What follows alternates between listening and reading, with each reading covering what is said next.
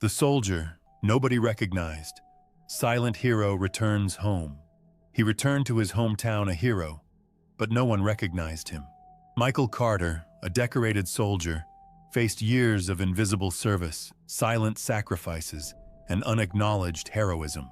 This cinematic story reveals the power of quiet courage, moral honor, and the lasting impact of unseen battles. Witness his journey from disrespect to recognition, and discover why silent service always matters. Share, comment, and honor true heroes. Silent hero story. Veteran returns home. Unrecognized soldier. Military sacrifice. Quiet courage. Emotional story. Inspiring true story. Heroism without recognition. Moral honor. Veteran journey. Cinematic storytelling. Heroic journey. Soldier story. Heartfelt veteran story. Unseen bravery. Military hero story. The town had not changed. Its streets curved in familiar ways. Its brick buildings still held the faint smell of rain on dusty windows. And yet, something felt broken. He walked through Main Street as if it were a battlefield he once knew. Quiet, tense, alive with memories that no one else could see. The man was not a stranger to hardship. His boots, scuffed and worn, carried the dust of foreign deserts, the grit of mountains, and the weight of unseen battles. But when he returned, the town did not cheer. No banners, no welcoming smiles, no handshakes, only blank stares and polite indifference. He paused at the corner bakery, the aroma of fresh bread wrapping around him like a fragile promise of normalcy. He imagined a child waving, a neighbor remembering him, someone, anyone saying his name. But there was only silence. He had returned, and yet he was invisible. For a moment, the weight of years pressed on him. The sound of distant artillery, the laughter of comrades now gone, the acrid smoke of desert fires, these haunted him more vividly than the town's indifference. And yet, his shoulders did not slump. His chest did not cave. Quiet dignity had been drilled into him through fire and loss.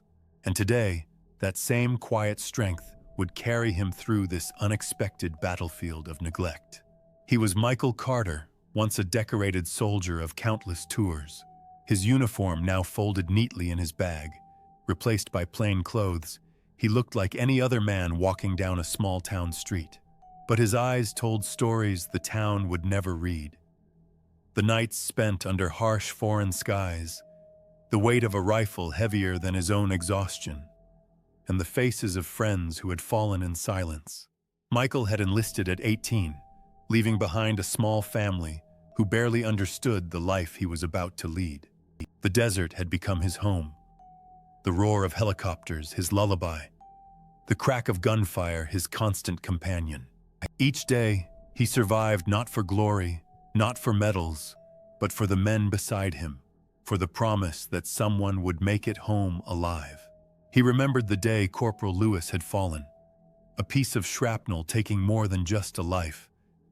It had stolen laughter, camaraderie, and the small joy of shared victories. Michael had carried Lewis back himself, shoulder to shoulder, feeling the warmth leave the body in a heartbeat. And when the medals came later, and the newspapers wrote of heroism, no one knew the sleepless nights, the guilt, the quiet tears shed alone in distant barracks. Michael had given everything. Yet here, in the town he once called home, he was a stranger. People passed him on the street, their eyes not quite meeting his, smiles polite but distant. A group of teenagers kicked a soccer ball nearby, laughing without pause, unaware that he had once run toward explosions that would have silenced them forever. The first real challenge came at the town hall. A small crowd had gathered for a local festival, cheerful music spilling from open windows, banners fluttering gently in the morning sun. Michael approached, hoping for some sign of recognition, some whispered acknowledgement of a man who had risked his life for the freedom of his country. A local official stepped forward, shaking hands, nodding at familiar faces. Michael extended his hand, but the official barely glanced, murmuring a generic greeting that held no warmth. No one asked, "Are you Michael Carter?" No one said, "Thank you for your service." The silence was heavier than any desert storm. He could feel the weight pressing down on his chest, the hollow sting of invisibility. And yet, he remained calm, walking through the crowd with measured steps. His power was not in anger, nor in loud confrontation. It was in presence, quiet, unshakable, dignified. As he moved past, he noticed a small boy staring. His eyes were wide, curious, innocent. The boy's mother tugged gently on his sleeve, whispering something he did not hear. Michael stopped briefly, kneeling, and offered a small nod. In that instant, he realized that recognition, when genuine, could come in the quietest moments. Michael's backstory was a map of sacrifice. He had enlisted because he believed in something larger than himself, a cause that required silent courage. The early mornings in boot camp had left his muscles aching, his spirit questioning whether he could endure. He remembered the first night in the field, lying beneath a sky lit with stars and flames, feeling the weight of responsibility for lives beyond his own. He learned to endure the pain of separation, the letters home filled with vague reassurances, while his heart carried grief he could never fully share. He lost friends in ambushes, in explosions, in moments so sudden that they haunted him long after the battlefield had quieted. And through it all, he held on to a principle taught by a seasoned sergeant. Dignity is not given by applause. It is earned in the silence of duty. He had returned from war without fanfare, without parades, without recognition. Medals rested in a drawer at home, unseen by anyone but himself. His service was quiet, yet unshakable. Every scar, every ache, every memory was a testament to a life lived with honor unseen. The town's lack of recognition grew into subtle challenges. At the cafe, the waitress mispronounced his name and offered generic kindness. In the park, joggers sidestepped him, as though his presence were invisible. Even at the library, where he had spent countless childhood hours, the librarian did not recall his face. Every instance felt like a tiny betrayal, a moral injustice amplified by silence. He could have demanded recognition. He could have raised his voice, displayed his medals, reminded the town of the life he had led. But he chose another path. His strength lay in silent endurance, in proving that dignity and service did not require applause. Yet, there were hints that justice would arrive.